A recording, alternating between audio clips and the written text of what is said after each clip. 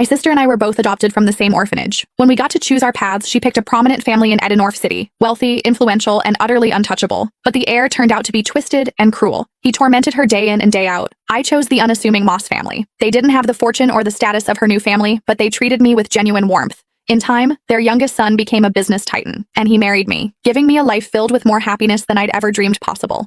Consumed by jealousy, my sister secretly strangled me. But when I opened my eyes again, I found she had shamelessly stolen the life I'd built, this time, choosing the Moss family for herself. "Carmen," she sneered, "now it's your turn to suffer." I almost laughed out loud. Did she think the Moss heir was some simple jackpot? I opened my eyes on the very day my sister Hazel and I were to be chosen for adoption. "I'm very obedient, and I can do all the housework. Please pick me," Hazel simpered, putting on a show of perfect innocence, as she clutched the hand of Brad Moss, the Moss family's youngest son. So, she was a reborn too. "Girl," said a refined woman, her voice cool with confusion.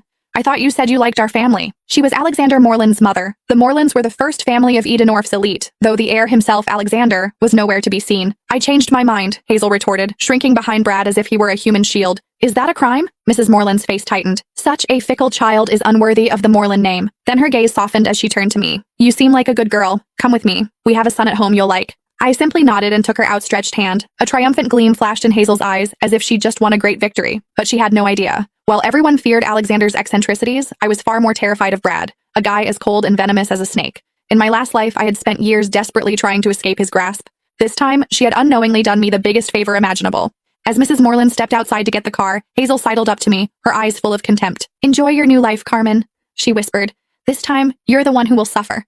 I didn't even bother to reply. Her gloating was nothing more than a clown's performance. She thought she had secured a fresh start. But the joke was on her. She hadn't escaped a fire. She had just jumped headfirst into a hell far more brutal than she could ever imagine. After I arrived at the Moreland estate, Mrs. Moreland gave me a private suite and hired a small army of tutors for piano, dance, and etiquette. She was gentle but frank. "Sweetheart, I'll be honest. I adopted a daughter to find a suitable match for my son. You must apply yourself. Alexander returns from abroad in a month.